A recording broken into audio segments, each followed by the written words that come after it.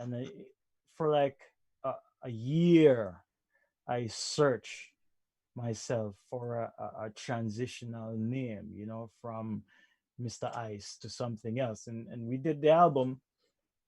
It just didn't feel right because the people listening to the album weren't the people from my neighborhood. So it just seems like such a disconnect that the album and the name weren't in sync, you know? We realize that, listen, people gonna call you Greg. You no matter what you call yourself, people gonna call you Greg simply because that's what your name is, Yeah, yeah. you know? And Ja mysteriously uh put it together, you know? It's like a crazy thing, you know? All of a sudden I just saw it and I was like, why not? Oh, it's awesome. It's great. It's I've got a similar Yeah, story for myself, but we'll talk about that later.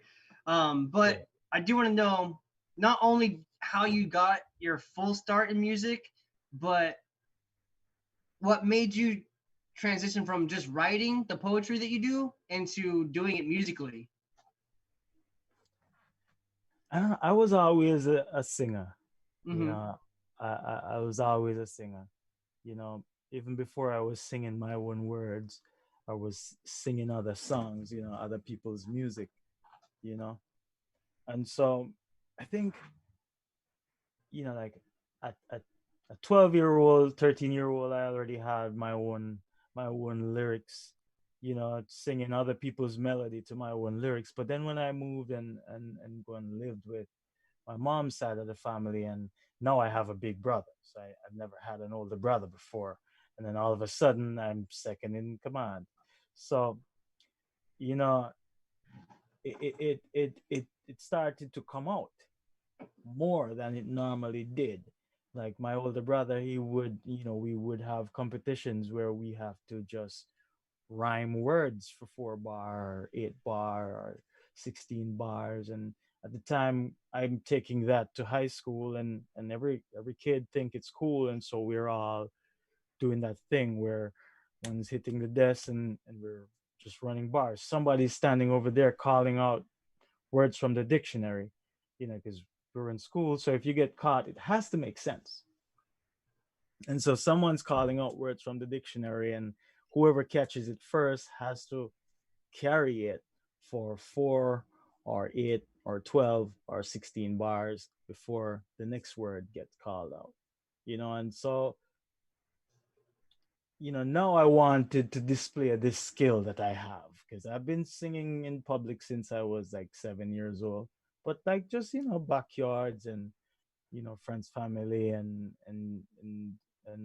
entertainment night when the stepmom would grab the belt and says, if you can say a poem, you say a poem.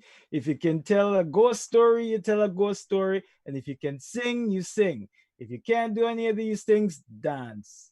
You know, and it was a way that we all had like every Thursday night. This was her thing. This was her thing on Thursday nights. And she wouldn't participate, you know, but all of us would, you know. And now I'm with my older brother, and you know, he's in the same thing. Like I go meet him, my dad has all these crazy records, and I go meet him, and he's the same thing. It's just like an older version of me, you know. And so we decided to push more at it and to write more. Most of the stuff we wrote was never recorded. Most all the stuff that got recorded, but maybe not everything, because I think I wrote a lot of the songs on the first album, like sit and actually use pen and paper, you know. But before that, everything that we ever wrote is stored in a book somewhere. Everything that we ever recorded was what Mm-hmm. was generated right there on the spot, inspired by whatever sounds we were getting from the instrumental, you That's know. great. That's awesome. That's amazing. Yeah, man, good vibes. But yeah, So what helped you capture maybe those previous like memories and stuff to keep producing yourself this way? Like what got you into actually just doing music as a career? So I had a friend, right? Well, he wasn't a friend. I still see him as an older brother. So if you're watching this, Mr. Patrick Williams, yes, sir, I have deep love for you, sir. So me and my older brother were going to the store one day. It's a corner shop mostly, but we call it the store. And so we're going to the store one day, and we're messing around, just singing random things and harmonizing with each other as we're going to the store. And then this guy just called out to us from over his fence. Now he has like tall fence, so you can't really see him. So he calls out, and my older brother, they have a name for him that I don't like, but my older brother say, yeah, him name Donkey Rat. Make we see why I must say. We went over there, and he said, "You guys sound good, man." I was like, "Yeah." I mean, we know, because we're singing all those songs, Manhattan songs, the Boys to Men songs, like all those songs, like exactly like the record, So we know we sound good, but it's fun for us because we were more into being sound system operators. Like I was a DJ on a sound system Mm-hmm. since I was 15. So that's what we were really into. He was pulling appliances apart and putting them back together and all this crazy stuff. And so we were more looking into that era because there was a sound system next door to us. You know, we would go out with them and play a different story. But the guy was like, if I send you to studio, you think you could record something and bring it back to me tonight? And it's like, yeah, no problem. And he said, let me write these stuff down that I wanted to sing. And he wrote plush. It's like one word. The whole song should be about one word. And he says, yes, it means peace, love, unity. And he keeps going. And I was like, all right, we could do something. We went the same day, we went to the studio. Like, we've never been to a studio before. We were at home recording with tape recorder. You know how you play the cassette in one side and then you press record on the other side. Like, that's kind of what we were into and doing. And so, like, it didn't feel intimidating to us because we've been experimenting on our own stuff. And so it's like, yeah, no problem. So we go down there. We're expecting to see the stuff like we see in the papers, or on the TV. And then this guy, it was like walking into a record shop. It was a record shop, actually. I think they're owned by they were owned by a sound system called, what's that sound system called? Like, my friend DJ Matrix used to play for them, but a big sound system, Olympic Sound. Olympic sound. Yeah. And so we're in there, and the guy is behind the counter, and he said, what you want? And we said, well, we come to record something. Somebody said we could record it here. And he said, this is the money, you have the money? And we say, yes. And he says, okay, so this is what we normally do. He picks up the disc, like a copper disc, and he says, this is a dub plate. Yeah. So we're going to record you straight to the dub plate. And the money you give me is only for this dub plate. So if you spoil it, you have to take it as it is. Oh And so man. we didn't, it's not like we wrote the song or anything. So yeah, I mean, and we weren't really thinking about it. Mm-hmm. So like, all right, cool, no problem. And he said, you know what? You look like good boys. I'm going to put it on a cassette tape. And then if it sounds good, we cut it to the dub plate. And I'm looking at him like, yo, he really is just, you think we can't do this? And my bigger brother is just like one eyebrow up, like, you know? And so we didn't have any instrumental in mind or anything. So he played some stuff. And I think the third one he played, we said, yeah, that one. And we went on and we did the song all the way through, and it sounded good to him and it sounded good to us. So he's like, oh, this is a track. And so he just gave us the cassette tape. He didn't even bother to do the thing, and we brought it back to the guy that very night. That song was the track played for a 3 hour connection that happens between the UK, New York, and Jamaica. It was called Caribbean Link Up. All right. And they kept playing the thing. I mean, we still weren't thinking anything of it because like it was that simple, right? And so it grew into other stuff, and then I decided like I mean I like this, I was doing a lot of other stuff, and they weren't working out, and I'm like I like this. I think I could really do this, and I had so many songs that was already written too, so I had material. And so a lot of the guys who out there, they didn't even have material. And so, we kept recording and kept going to studio, and then I met a guy called Teacher D. And Teacher D, now he was on the same journey, and we I could say at the same place in time when we met. And then we had issues with going to the studio. It would cost him more money because he has more material. So it would cost him more money because he had more stuff to record. And for us, we'll show up and we have one song we want to record today. And so it would be that. And then we became kind of like a pack. So now it was not a situation where we all think alike.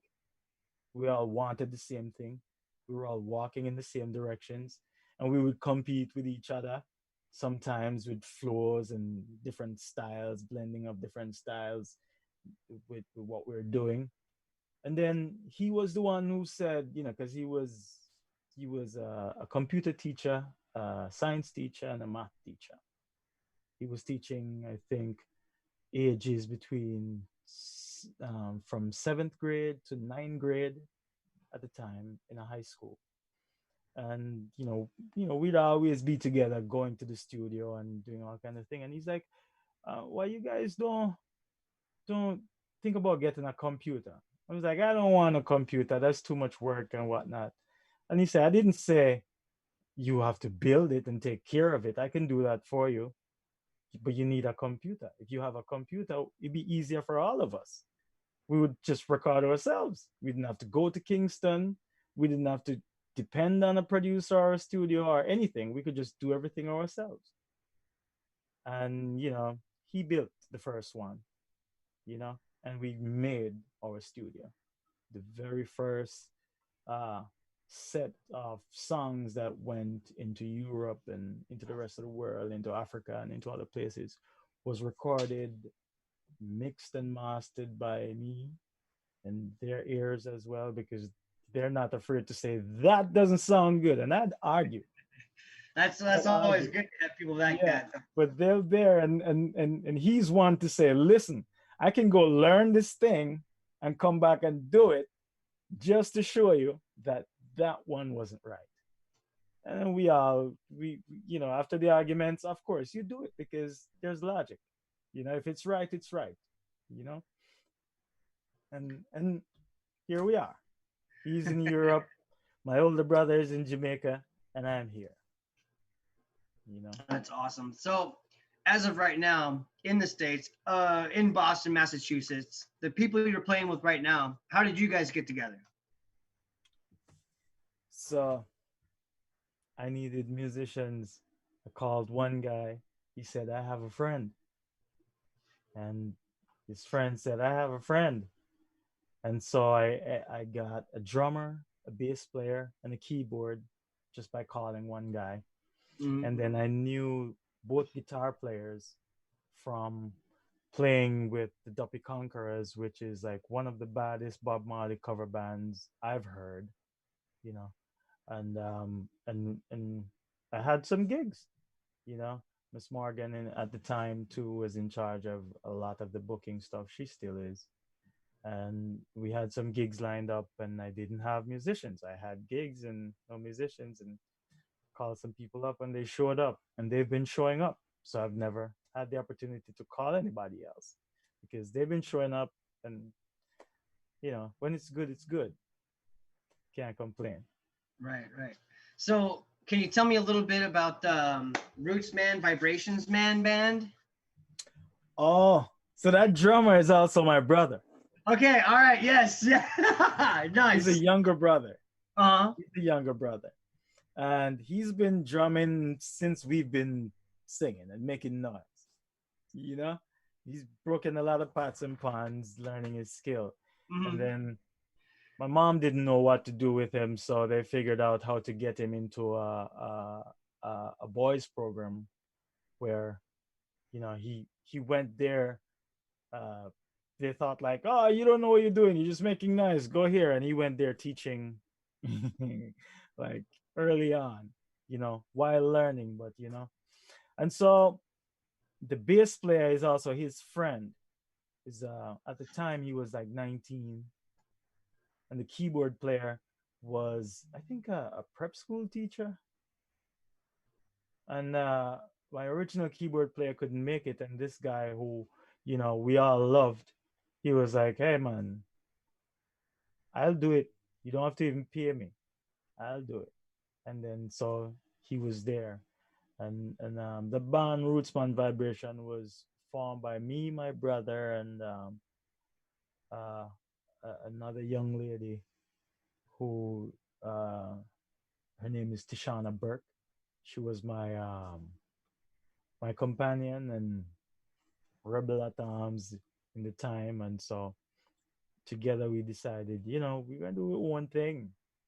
We made the songs, we recorded the songs. Why should we wait for somebody to call us and play the songs? Let's put a band together and go do one thing. And it was well. After a while, we had our own venue after a while, and we was fortunate enough to keep a lot of shows in the city hall in the middle of Montego Bay. Um, we've gone to Cuba together. Like we have recorded some stuff too. I just never released them. You know, I have a bad habit like that. I record stuff and then I just listen to it and keep listening to it, and never put it out there. And so, but yeah. So we wrote a lot of great songs together. You know, that band That's Roots that's Band that's great. Vibration. And so you have been working on music for a good while now. But also just recently you did a Bob Marley tribute. I think it was at the Thunder Road Oh in, yeah. if I'm right, Somerville, Massachusetts. How did that come about? Did you go to them? They come to you? Like, how'd that happen? Oh, a friend of mine, um, from Evolvement Music, Michael Bernier. I mean, our friendship is kind of strange, you know. You know, I think he'll say the same thing because, like, like he's a businessman, but I don't see him for business. If I call him up, I genuinely want to know how he's doing, and it will turn into, hey man, you want to do this thing, and I rarely say no, because, like, he makes a good argument. You know, he's a businessman. He does Yeah, makes a good argument, and so he said, "I have some friends coming up from New York. They're called Aqua Cherry. And I mean, it already sounds interesting to me because I'm like, oh, okay." And he says, "You mind opening up for them?"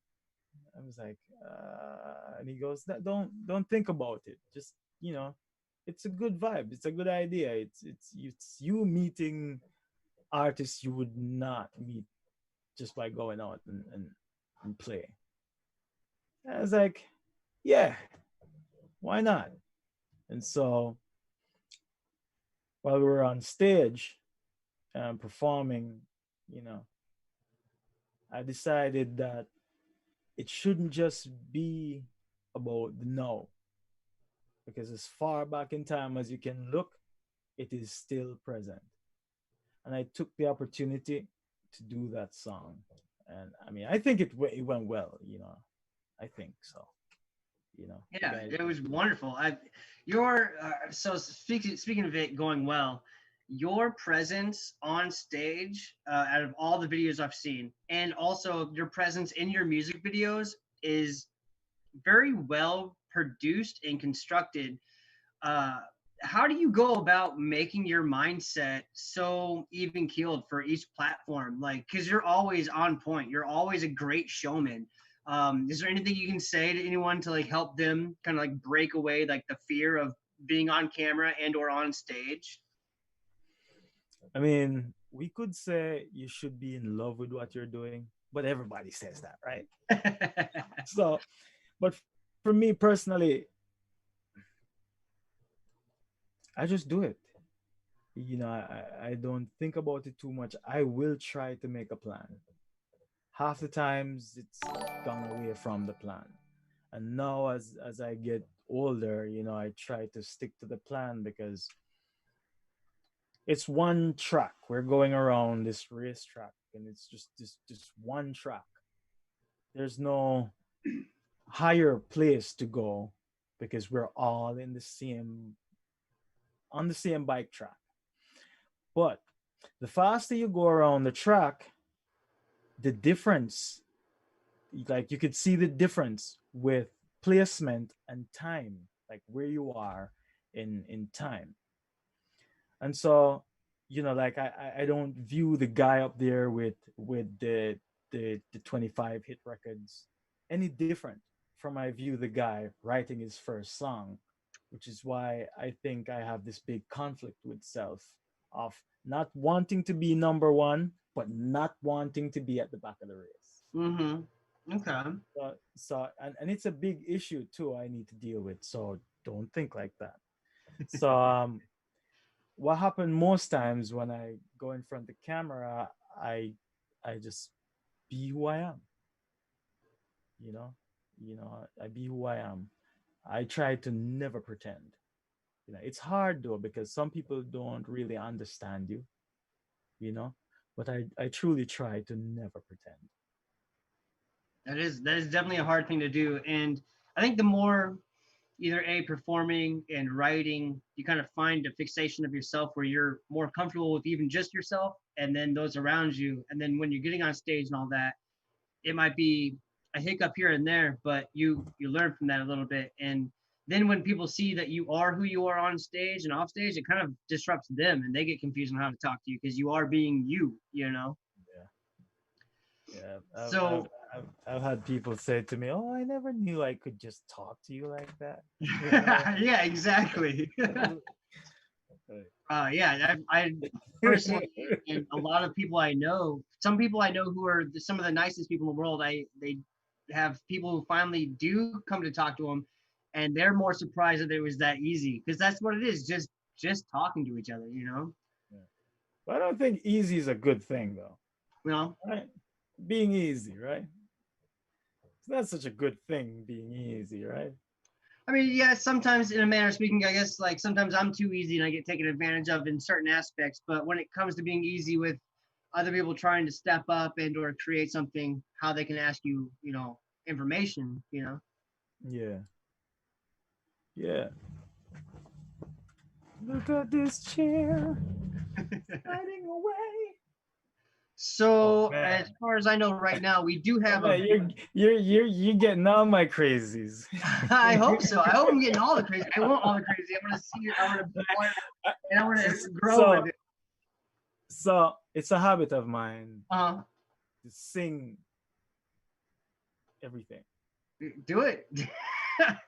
You know. But speaking So of so singing, so sometimes like to do us so if right it now. comes out again, happens again like it just did before, just Yeah. know it's like No, it's all good. yeah. I do know that you sent my producer one of your videos. Um, do you want us to go ahead and play that right now, or would you like to perform something for us? Play the video first, I perform later. All right, cool. Sounds good. Tucker, you want to go ahead and pull that up for us? And we have the video. Oh gosh, which video do we have, Tucker? Actually, Greg, do you know what video you sent him? Roots. I Is it mean, Roots? he said he had roots ready, so I think Roots. Yeah, I think it was Roots. And then yeah. after that, we'll hang out, talk some more, and figure out what else we can do. Yeah, so much things.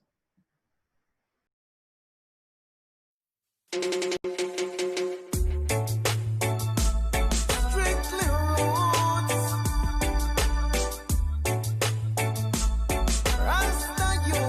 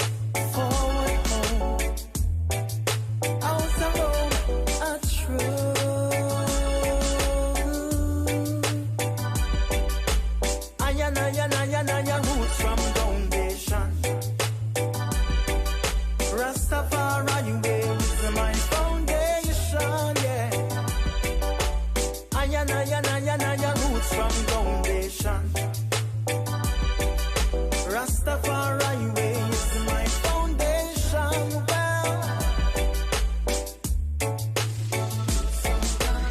Strictly roots, Rasta youth. Strictly roots, Bobo youth. Now give the power to a body. One try crucify, not betray. Them a try crucify, not betray. Yeah. Oh yeah. Shall never give no power to a serpent. One try crucify, I shapes. Them a try crucify, I shapes. Every day, yeah. Oh yeah. Aya, roots from foundation. Rastafari way is my foundation, yeah. Aya, roots from foundation. Rastafari way is my foundation. Well,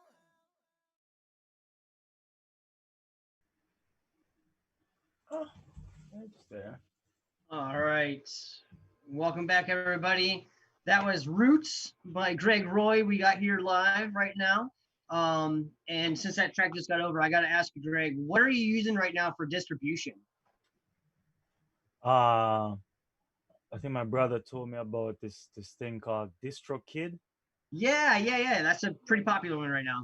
Yeah, and so I've been using that, and like he told me about some other new stuff, but I'm like I haven't figured this out yet. So let me keep doing this until I figure it out. The album tomorrow Uh-huh. uh should have been or should be distributed by Tough Gang International, but there was an issue that I caught way too late. So I don't know what really is happening there because Mhm. the producer was supposed to release the album so it would meet their date, and then I think there was some miscommunication that took place, and so he didn't release the album, and then I went ahead and released the album because I realized that it was like 2 months past the deadline, Yeah. and so I Where did released the you where did album. you release that album on? Because I've been listening to Tomorrow on YouTube specifically myself. Where was it supposed to be released, or where I did mean, you? it is on Spotify and Oh, Pandora okay. and all the other places, Amazon and well, all the places that you could go and look for music, Hmm. it's there. But there was just that little thing, you know, and I just took the blame for it, and because it just was a simple miscommunication, you I know. got you. Yeah. And so I'm currently now working on an acoustic album, and Oh, okay. Nice. Is it it, going to be it all originals? You can do some covers on that. no, all originals. And Nice. it should have been completed like a week ago was when I set my own deadline too. But then I listened to it and I realized that I needed a little bit more dynamic in the stuff. It can't just be me playing, because I'm not really a guitarist, you know. I it's like swimming. You can't really swim, but you could save your own life, you know. Just That's treading that water. Yeah. that's that's me with the guitar, and then people listen to the stuff and they go, oh, that's nice, and I sometimes play with the guitar live, but it's not just for playing. It's either for keeping time or remembering where the chords come or stuff like that. And so now I've reached out to a few friends of mine and I'm like, yo, we want to do a collaboration and a few tracks, and some people say yes, some people haven't gotten back to me yet. It's one particular friend of mine, Jake Purdy. He's from a band called Pier Ave. So he has he has accepted the challenge of playing a few of the tracks. Uh, recently got back his version of Call and Ja, which is really nice. So there's some other people who should turn in their versions, and so I put all of it together and make like a nice little stew and make it work. And so I'm realizing that you know we have time, and if we can just do it a little bit better, if all it takes is one more day to get it a little bit better, do it. Don't strive for perfection, because you're creating, and you don't know what the end is going to really look like. In your mind you have created some kind of thing to say, oh, this is what it's going to sound like. But if you're creating, don't think about the end of the journey before you actually take the journey, because you might find really cool stuff along the way, you know and so Definitely. that's where I am. Right. So along your way right now, is there a production team or a management or like a label that you're working with right now that's helping you perceive what you want to see? Oh, I'm saying present for everything. Right on. Right, Greg music is there's a lot of people involved in different ways. Sometimes, some of them, I don't think they know what their involvement is, but there's a lot of people involved right now. Miss Morgan is doing a lot a lot of the stuff. She's doing the PR stuff and booking stuff and handling the merch. Before, she was doing it a little lighter, because uh, I had a representative that was presented as management, but really it was still just me in the background making the decisions, and it didn't work so well, because you can't really make a decision for a person if you don't know what they want. And so misunderstandings happen, and you know we're walking differently. you know there's other people that takes care of other stuff too. It does handle booking. Mart K is one of those people that does a lot of bookings also.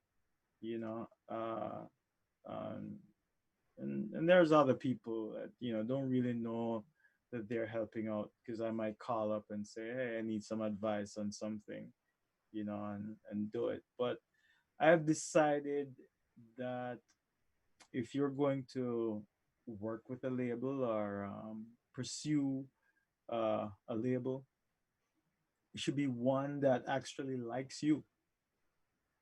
It shouldn't be you trying to woo somebody. Like, all the stuff I see is how an artist can woo an A&R, or label management or something like that. But it doesn't make sense for the artist, because then you are just a product on their line. you know if a label likes you, it's different, because they are really interested in where you go as an artist and how you grow as an artist. While as you go pursue somebody, then when you're considered burnt out after a while.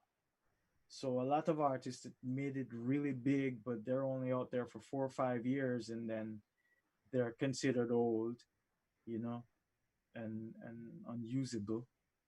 And I think that if they had pursued their career on a way where it's like choosing a wife, she has to also love you. You can't be the one Right. Okay. we're doing all the thing, like the thing works both ways, you know, and that's where we are. I'm hopeful one day something like this will happen, but for right now, I'm treading water, so to speak. Mm. Yeah, I get you. All right.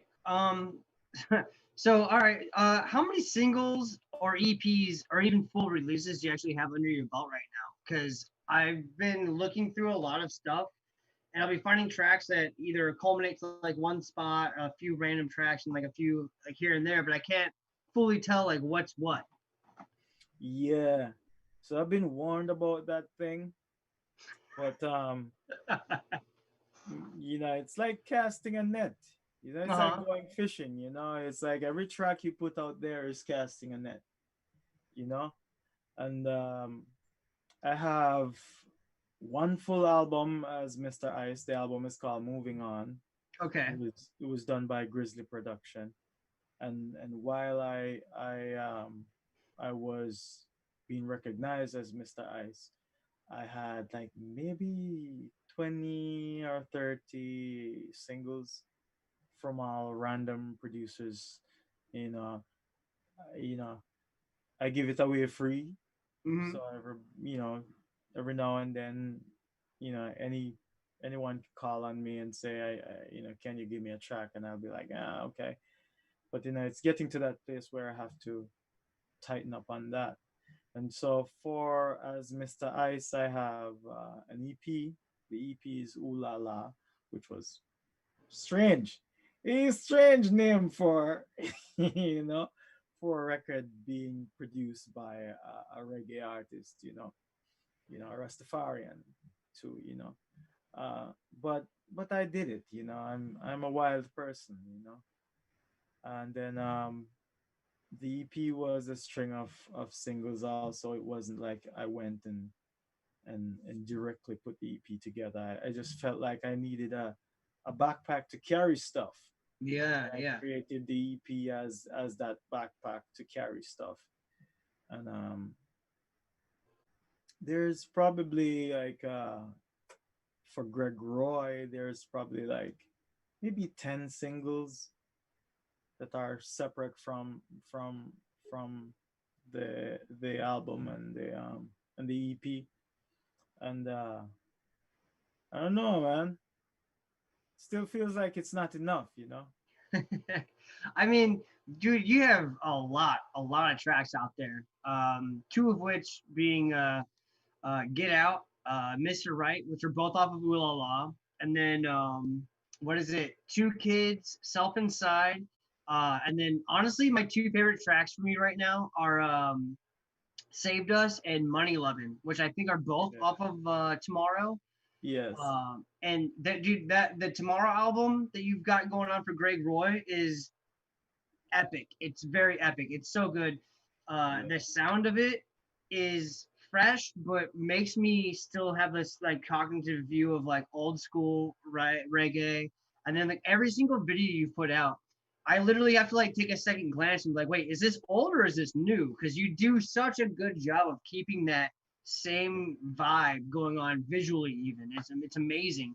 Yeah. Um, I with mean, that it is said, me. go ahead, go ahead. Yeah, no, I'm saying it is me. It's not like I have to like I put the mask on to become the Clark Kent, Mm, you know? You know, but sure. the artist is me, Mm-hmm. I learned earlier on um that a guy who used to give me lessons, you know, like presentation lessons, like how you present yourself as an artist, and like I would often, my voice would sound different when I sing, and then I would talk, and he goes, "Why you do that?" And I go, "What?" And so he goes, "Why you always do that?" I'm like, "What are you talking about?" He says, "You know, it's easier to sing a song if you sing it exactly like the way you talk."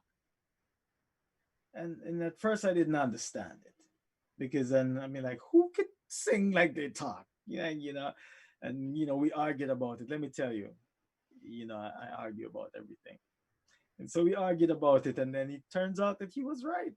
It was easier for me to sing, because then the last time I got hoarse was maybe a year and a half ago.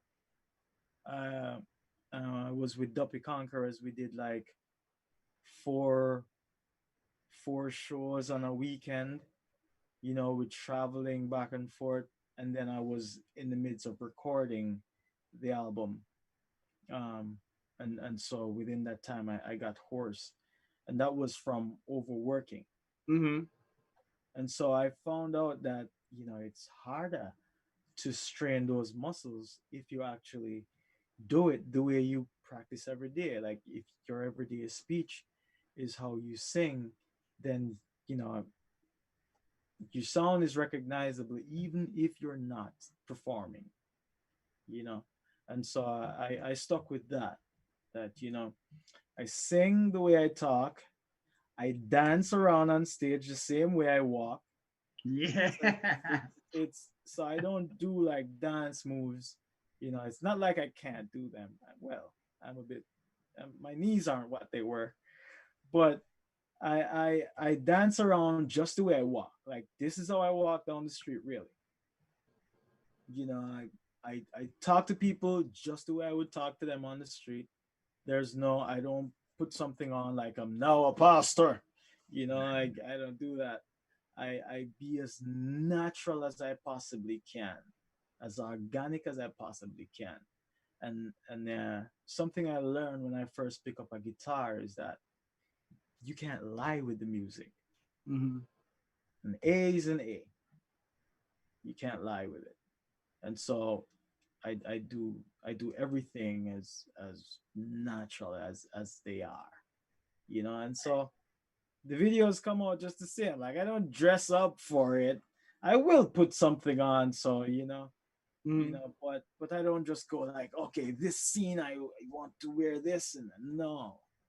Yeah, well, I mean, it's just even with the production of your videos, whoever is producing and or directing it visually, like they've done such a good job of keeping the filters going that make it look like it's from the 60s, Uh, 70s. It's so great, Roots amazing. Roots was done by Rush. He's from um what's his thing called? What's this thing called? I Vision. Yeah. Okay. And so he is, well, he would say he's not a videographer because he's an artist, but I think he's really good with the camera. Like he's really good with the Yeah, camera, and absolutely. he does have vision. And so he did Roots, he did Moving On, Okay. he did uh what's the latest one he did? He did Slavery as well. Slavery, I didn't release that video yet. I still Yeah, I have was gonna it. say I don't think I've seen it. I think I've seen just the thumbnail and the YouTube with the song for it. I don't think I've seen a video Yeah, for that one yet. yeah. The video haven't been released yet, and he did another video for me called "Know Yourself," which is a song from Moving On, but it will be re-released Okay. in coming months as a single for Greg Roy. And then so every other thing else, like Take a Sip and Mother Nature, I didn't release the full video for Mother Nature, and You and some other stuff, I did those. And this new one coming out, the video was done by Miss Morgan, and her thing is QB Bright Photography, and so she's actually manning the video, so to speak, you know. And it's some great shots, and we also did video footage for the track I was playing earlier on before we went. Hmm. Sammy. The track is called Sammy. It's about an old Jamaican proverb that was turned into a song, and I'm doing my version because it's relevant today. Nice. Very cool. And there's two more videos that she's hopefully going to be willing to man the camera. Yeah, and then I sit and I do my best, you know. Good deal. Also, I have personally one more question for you, and then a request afterwards. But the All right. question is, um, what are your biggest poetically and musically and spiritually combined or whatever it may be, like what drives you from those three things? Because I know you've got a plethora there. Yeah, I've learned through the study of numerology, which I stopped because I realized it goes a little bit deeper than I would want to.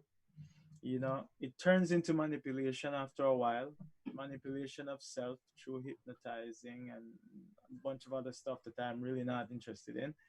And so I stopped. But I learned through that I cycle through a range of colors for the year. And so uh, within these times, whatever is my strong point in these times, it will reflect outwards. A friend of mine said the conditions of our mind will determine the outcome of our lives. And so sometimes it's Bob Marley, sometimes it's Stevie Wonder, sometimes it's a speech from Marcus, sometimes it's some reading I remember from the Bible or the Holy Tablet, sometimes it's Peter Tosh, a lot of Mm. times it's Gregory Isaacs, All sometimes right. it's Brown, sometimes it's what's this is Bob Dylan, sometimes it's Kenny Rogers, sometimes it's Michael Jackson, sometimes it's Stevie Wonder, or it depends, you know. And all these people appears in meditation. Sometimes you're just meditating and you'll hear a line from a song that Mm-hmm. some guy sang, and it suddenly opens up a wide range of thoughts for you. And so, like these places in time, will motivate whatever mood or color frame I am in for this particular time, whether it be for a day or for a week or something like that. And so I think one of my biggest influences, is Bob Marley. I do Wow. think All so. right. I think so. I should check, but I think so. Well, so let's jump back for a second. At the beginning of the interview, you had mentioned that you were more of producing, like mixing, before you got, you're the person that heard you singing and asked if you could do singing and stuff like that. So when it came to producing, mixing, just stuff together, did you ever listen to like The Scientist or King Tubby? Mm-mm, No. mm-mm. Wow. See, I met a friend. Like I grew up um, around music. Like my Uh-huh. father, he just bought records, and then when I was going to school, like he would say, "Don't touch my record," so I'd save the lunch money and buy my own records. And so, listening to good music had a lot to do with when I started playing the sound system, because now when you go around the sound system, it's a process. First, Mm-hmm. you carry the speakers, then you're allowed to roll the wires, then you're allowed to unplug the equipment after the party is over, then you're allowed to clean the equipment, Mm-hmm. then you're allowed to watch the guy plug in the equipment together, and then the process goes. And then after you've learned all that, then in that meantime you're learning to stack the record box. And so the whole process, so like when I became a DJ, I could play all night without saying anything and walk away with that girl because Yeah, she's yeah, one yeah. talking with the music. And then we learn a lot of other stuff about music from stringing the sound system. We have to use a particular song because you want to be able to hear everything Mm-hmm. with the sound stage. And then tuning the microphone, it has to be as clean as the voice on the record. And so when it became my turn to start touching the knobs and there wasn't somebody slapping my wrist, I now started to play with frequencies. And so by the time I got into a studio, I wasn't just mixing a sound wave. I was tuning out frequencies to capture not just the record but the room. And so people Yes. like that. And then I started working with a producer um, called Shy B. He's out there in Catronal. I think I mentioned him in one song, "Land of My Birth."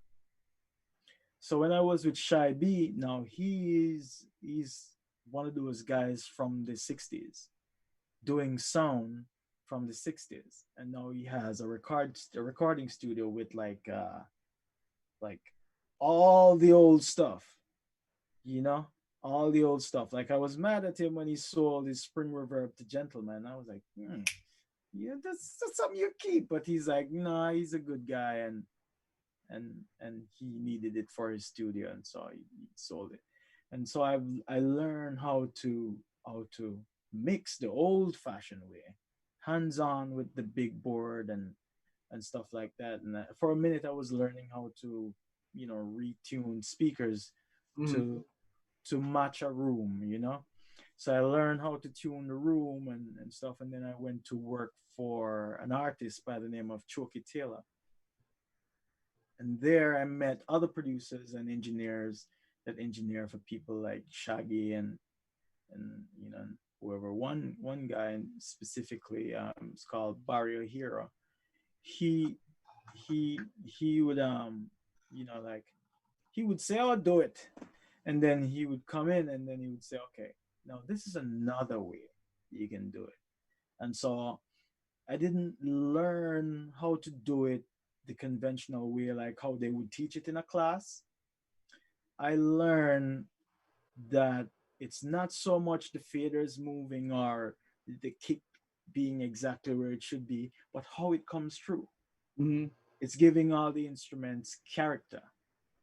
And so that's how I spent years doing that. You could get lost in that stuff. Like I was doing that for years. I was, in a lot of studios around Kingston. I was around Sugar Minot for a while. I was offered a job at the mixing lab, and I've done stuff in Anchor Studio. Like I've been around a lot of studio. I've built a lot of radio stations too, and other people's recording studio too, from these skill sets.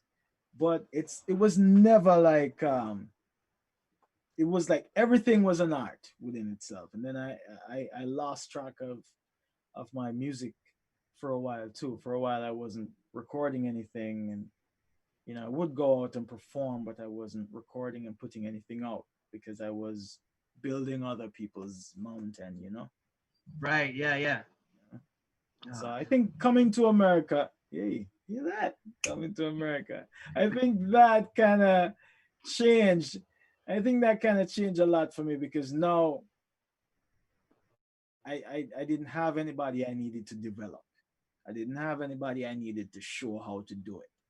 And you just did so, it for yourself. yeah, I had time now to kind of just sit with myself and be like, yeah, but no, you just spend some time with yourself now and focus on you for a minute and get some songs out there. I can still have so many songs that's still not recorded, you know, you know. Mhm. But Well, I yeah, usually thank you and do a whole spiel by myself after this point, but I'm going to ask you, Greg Roy, if you would love to plug anything you got going on and or play us out. You have anything you'd like to do for us live before we cut this off? I can play a bunch. You say you like two kids. I might play that on the guitar. That would be great. Hopefully, That would be super awesome. hopefully you don't be like, oh, he really is crappy on the guitar. Like, we'll see. We'll see. Yes, no, Uh, please play it. The only thing I'm going to say is thank you to everyone for tuning in tonight. We'll be back next, what is today, Thursday. We'll be back on Monday with another one. Check us out on Spotify, Deezer, Apple Music, and please look into Greg Roy. He is healing it right now with the best music I've heard in a while. And let's let him do his thing right now. yeah. All right. Hopefully the guitar is still tuned. I won't try to tune it. If it's not that, grab the drums. But yeah, you can find the music anywhere basically, Not saying there's a platform called anywhere, but you can find it on Spotify, wherever you play music, you can find it there. Amazon Music, anywhere you play your music, you can find Greg Roy there. Check out Greg Roy music, and do visit the website. I know it needs updating, but That's Greg Music Live at Wix or at dot com, right? yeah, gregroymusic.com. Okay. They're interesting stuff there. And you also sell your t-shirts there. Yeah, I sell the T-shirts there, and a lot of the songs are there as well. So you could go and purchase songs like there, and these words to you, which is a lovely song, written by a friend of mine and performed by me. You could check it out. Oh, you want two kids, right? Yeah, if you want to play two keys, that's great. I mean, I've got two other favorites, but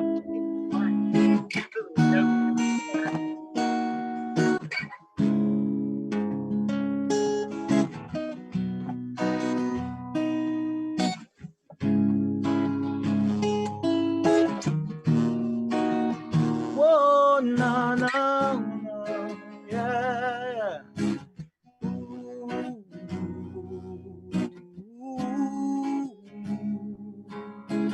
ah,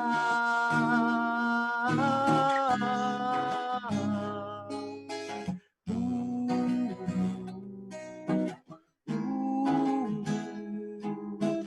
ah.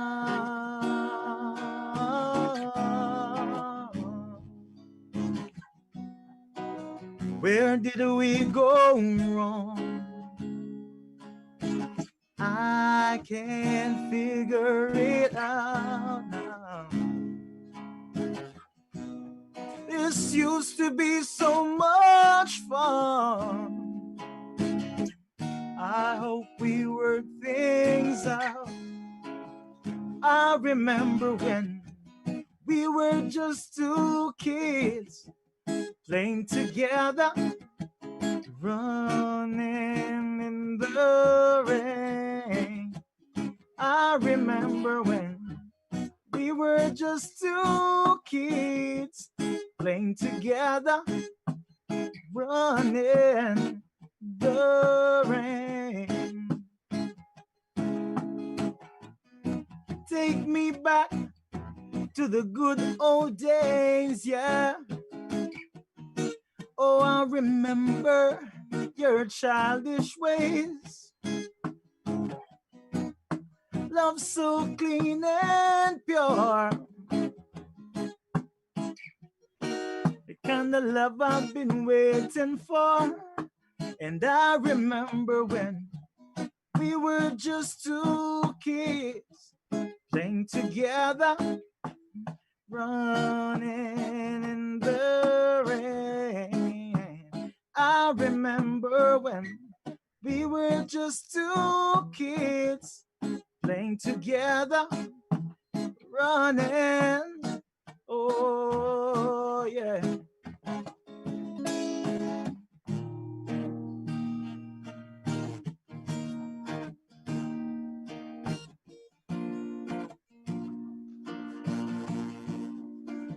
Oh, yeah, yeah.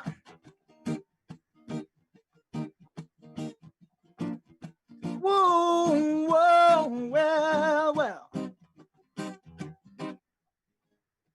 Oh, yeah. When you feel like giving up, feel like you're turning back. When the pressure take your shoulder, well now, call on your God. When you feel like giving up, feel like you're turning back. Well, well, oh yeah, well, yeah. And when I wake up in the morning and your night go black a reference, give thanks to Rastafari, all the meds in me heavens, yes. Love and respect to my neighbor. Negativity no make sense. Watch the road them where you trek when you're treading on. Oh no, no. We know said the road is rough. We know said the road is tough, but still, yeah. When you feel like giving up, feel like you're turning back. Well, well, woo-wee. Take a sip, take another sip out of the chalice. Take a sip and make we burn it in a Buckingham Palace. Oh no. You take a sip, take another sip of the chalice. And take a sip and make we burn it and blaze it. How dare you try to sell this farce to my generation when it was you discovered the herbs, yeah. By the grave of Solomon, purified by good people with good intention. To take your mind to a higher dimension. Hey, you, Mr. Evil Man, yeah. I see you with your evil plan, yeah. Oh, you be tell me can't plant 1 dozen trees when you have it lots up on your plantation, yeah. You have it locked up in a jar, and I keep me youths behind bars, no. Well, I not support your thing, no, sir. Until every single youth will lock up in a jail for your giant walk out of your station.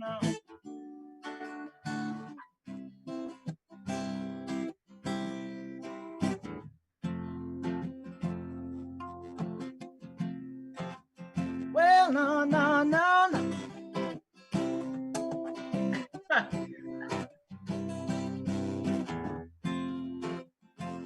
Mm. In these times, we have to realize, we have to come together.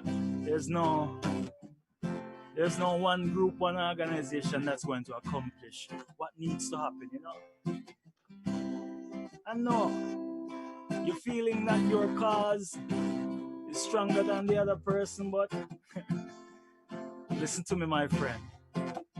Ooh, bringing love across the world, good vibration.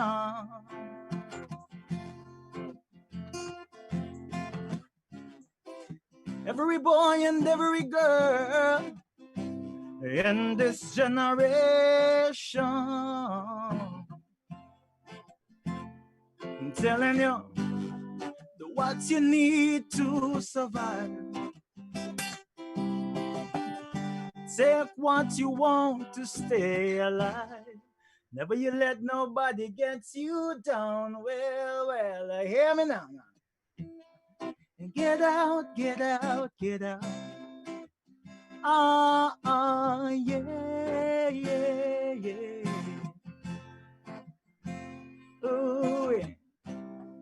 Get out, get out, get out. Yeah.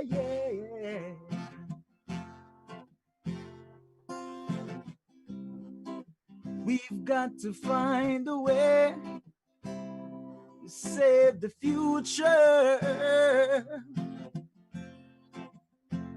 I'm telling you, what you need to survive. Take what you want to stay alive. Don't let them get you down now. Oh no, yeah. You should know that good and evil lives within your soul.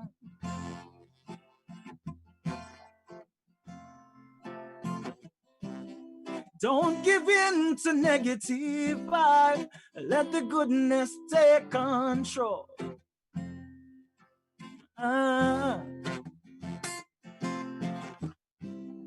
The good you do today is a blessing that haunts you the rest of your days.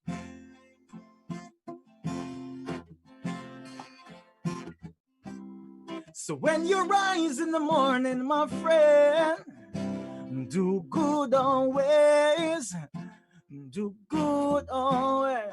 I'm telling you, what you need to survive. Take what you want to stay alive.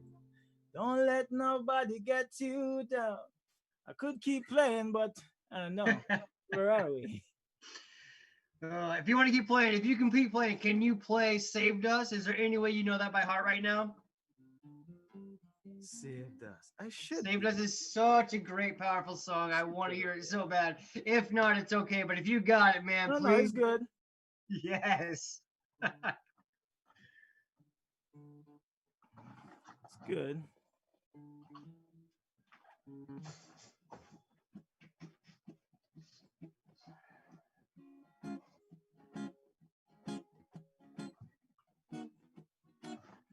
All right.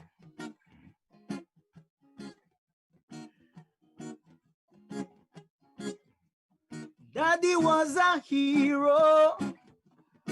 Oh no.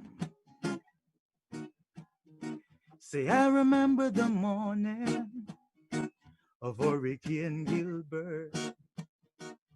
Daddy stayed home to watch us play. Don't know why he didn't go to work. Fried dumpling and cornmeal fritters, serosity the works. He says, son, nothing shall drive you away from your place of birth. My daddy saved us when the roof came off. He saved us when the doors came off. He saved us when the windows broke. He saved us, daddy ain't no joke. One little brother was so afraid he couldn't stop crying.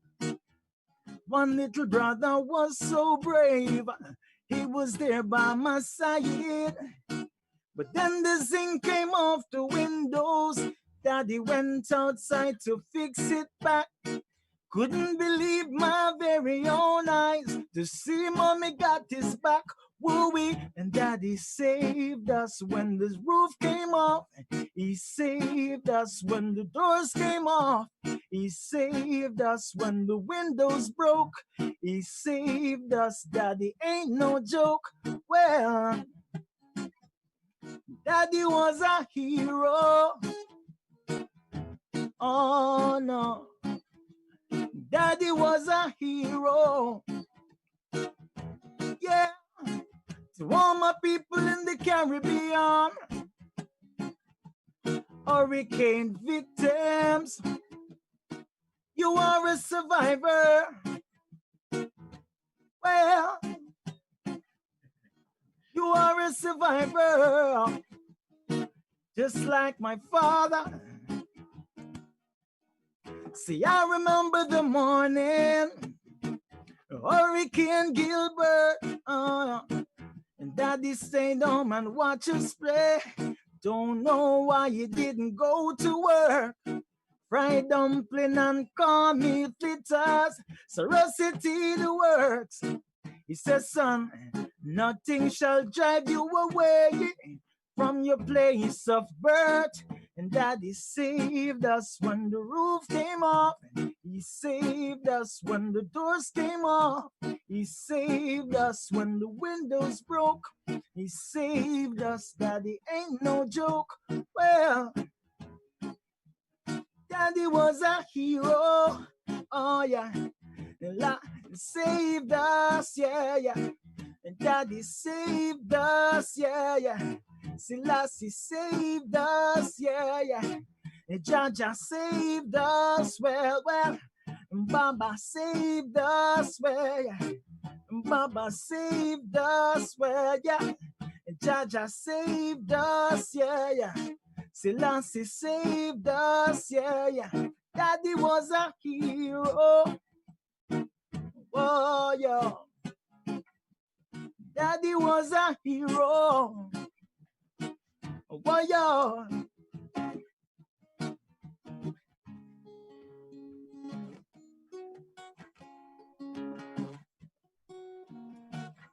Yes, right? Yes, thank you so much.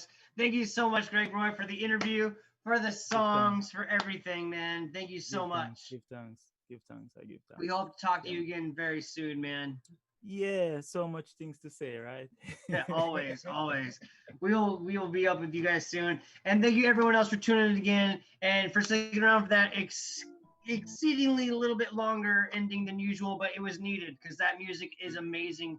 It helps me get down with my God self. I hope it gets you down with your God self and your goddess selves. Let's keep more of that positivity going on, y'all. Yes, sir.